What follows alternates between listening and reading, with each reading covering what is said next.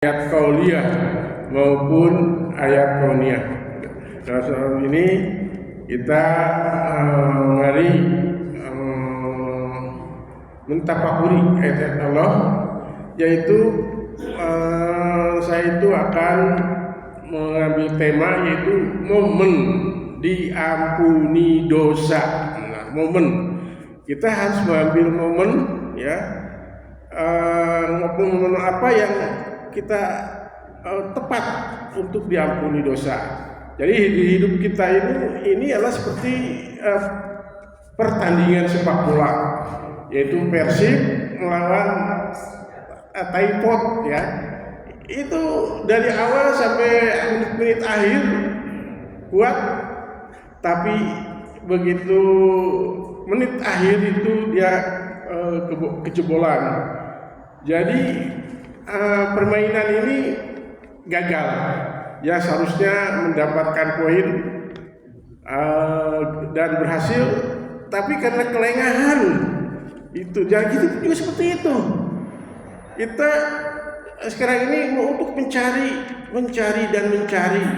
yang disebut dengan pahala, ya, supaya pahala kita itu nanti karena mungkin saya seperti saya dulu pernah mendolimi orang, katanya siswa mungkin begitu salahnya kurang, tapi karena ini langsung ceplok saja itu bisa mendolim, nanti meminta pahala itu, ya, dan belum yang lainnya. Nah, maka kita cepat sekarang itu melalui momen-momen itu. Yang pertama, momen diampuni dosa yaitu 2 hari raya, yaitu hari raya Idul Fitri dan Idul Adha. Nah, ini kebahagiaan ini penuh dengan pengampunan dalam kedua hari raya ini. Allah Subhanahu Nabi Muhammad SAW bersabda dalam surah Al-Baqarah, Anas bin Malik radhiyallahu anhu, qala Rasulullah SAW, kana li ahlil jahiliyati yaumaini bi kulli sanatin yal'abuna fihima waqad palama qadima Nabi sallallahu alaihi wasallam Madinah taqala kana lakum yaumani yal'abuna fihima waqad abdalkum Allahu bihima khairan minhuma yaumul fitri wa yaumul adha. Nah, ini akan diartikan secara terabas saja, kalau tidak akan demi kalimat demi kalimat. Yang artinya dari Anas bin Malik Rasulullah bersabda, kaum jahiliyah dalam setiap tahunnya memiliki 2 hari yang digunakan untuk bermain.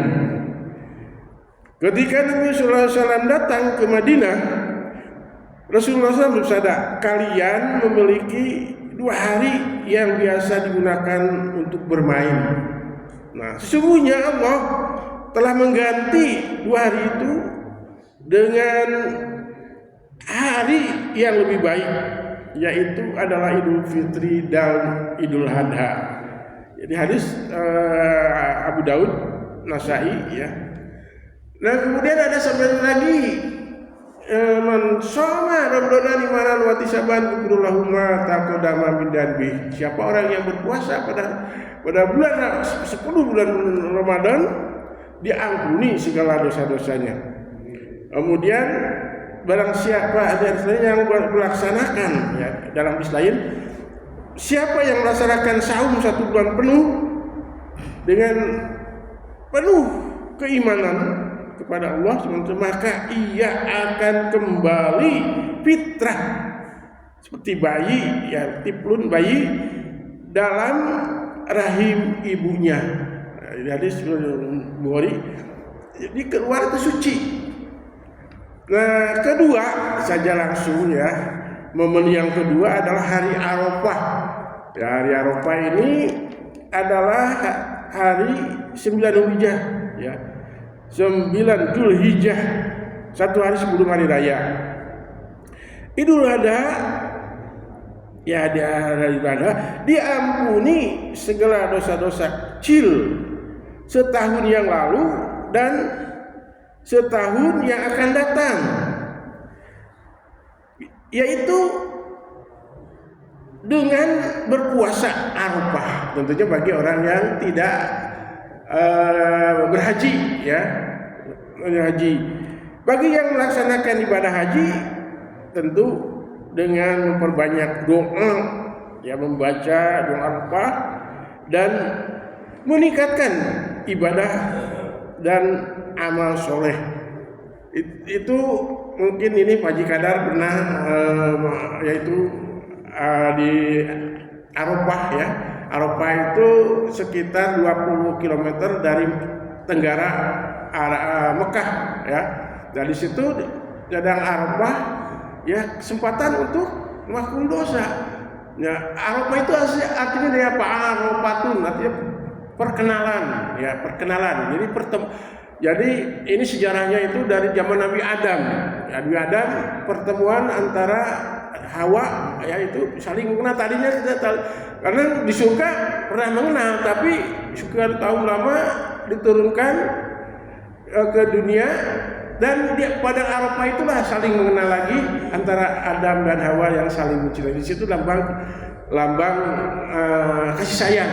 Jadi itu ada bukit yang tingginya sekitar 70 meter, ya, 70 meter. Dan di sana ada tugu, ya, tugu kasih sayang, tanda kasih sayang. Nah, banyak orang sana itu sholat, ya, ke sana, padahal tidak boleh lewat menghadapi ke tugu itu. Tapi banyak saja sholat harus mendapat ke kiblat.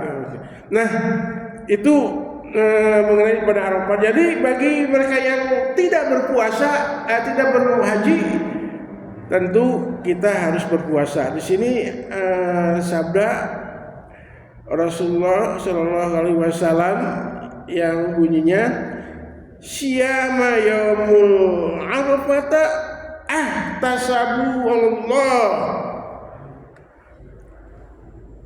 ayyukaffiru sanatan lati qablahu wa sanati lati ba'dahu wasyamu yawma Asyura ahtasabu Allah ayyukaffiru sanatan lati qablahu." Jadi pada hari Arafah itu akan menghapus dosa 2 tahun yang lalu, ya, qablahu, dan akan juga menghapus dosa pada tahun yang akan datang. Jadi yang akan datang dan tahun yang lalu. Dan kalau puasa Asyura 10 Muharram menghapus dosa 1 tahun yang lalu. Itu hadis riwayat Muslim. Itu adalah momen yang kedua. Momen yang kedua yaitu hari Arafah. Yang ketiga ini sholat duha, ya. Sholat duha itu momen membuat dosa, ya. Coba biasakan, ya, sholat duha, ya. Ini jangan banyak-banyak, 2 rakaat saja, asal berturut-turut 1 hari, tiap hari, ya, 2 rakaat. Kalau berat 4 rakaat, karena di situ ada doa setelah sholat duha itu.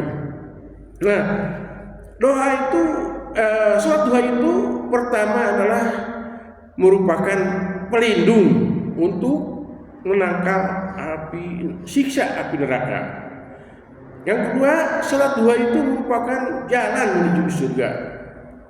Ketiga, sholat duha itu bisa menjadi investasi amal cadangan seorang manusia. Itu ada cadangan, ya, supaya kita kan nanti itu bisa habis dengan kelakuan dosa kita atau dolim kita pada yang lain, manusia yang tentu susah untuk diselesaikan karena sudah berlalu, ya. Kemudian sholat duha itu merupakan sedekah, ya. man hafadha ala su'ati duha ghufir lahu dunubahu wa in kanat misla jabadin bahr. Rasulullah SAW bersabda, barang siapa yang menjaga sholat duha, maka dosa-dosanya akan diampuni walaupun sebanyak buih di lautan. Hadis riwayat Tirmidzi dan Ibnu Majah dan Ahmad. Jadi sempatkanlah 2 rakaat saja, ya. Kemudian yang keempat saja dulu, yaitu adalah saum Senin Kamis. Nah, ini saum Senin Kamis juga sama, yaitu momen diampuni dosa. Dari Aisyah radhiyallahu anha mengatakan bahwa kana Nabi sallallahu alaihi wasallam yataharra saumal isnai wal khamis, ya. Jadi Rasulullah SAW ini, kata Aisyah,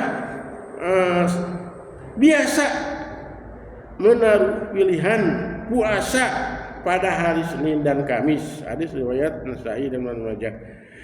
Kemudian Abu Hurairah juga bersabda di dalam hadisnya, inna amala ibadah tu radu yauma isnai wa yauma khamis, yang artinya sebagai amalan yang dihadapkan pada Allah Subhanahu pada hari dan Kamis, ya, maka aku suka jika amalku dihadapkan sedangkan aku sedang dalam keadaan puasa. Itu yang dicatatkan pada hari Senin dan Kamis itu. Jadi hadis riwayat Tirmidzi, An-Nasa'i dan mengatakan hadisnya sahih. Nah, sedikit lagi, yaitu Rasulullah SAW juga bersabda, ya, di sini ditanya oleh Nabi SAW, su'ila an saumi Isnain, ditanya Rasulullah tentang hari Senin. Qala daka yauma wulidatu fihi wa yauma yub'asu au unjila alayya fihi. Hari tersebut adalah hari aku dilahirkan dan hari aku diutus, atau hari diturunkannya wahyu pertama kali, gitu ya. Itu hadis riwayat Muslim. Nah, hadis lainnya juga yang berbunyi, ya, pintu surga dibuka pada hari Senin dan Kamis. Setiap hamba yang tidak bertobat, tidak berbuat syirik pada amal sedikit pun akan diampuni pada hari tersebut, kecuali seorang yang memiliki percecokan, permusuhan antara dirinya dengan saudaranya, ya, antara kita dengan yang lain. Nanti dikatakan kepada mereka, akhirilah urusanmu dengan orang itu, ya. Jadi yang harus dibereskan dulu, ya, diberikan damai, yaitu harus damai dulu. Sebelum nanti diampuni oleh Allah Subhanahu wa taala. Hadis riwayat Muslim nomor 2665. Itu saja mungkin yang bisa saya sampaikan. Yang salahnya adalah kesalahan saya sendiri, dan mohon maaf apabila ada kata-kata yang kurang berkenan di hati. Aku lupa leda, astagfirullahaladzim. Billahi taufiq wal hidayah. Wassalamualaikum warahmatullahi wabarakatuh.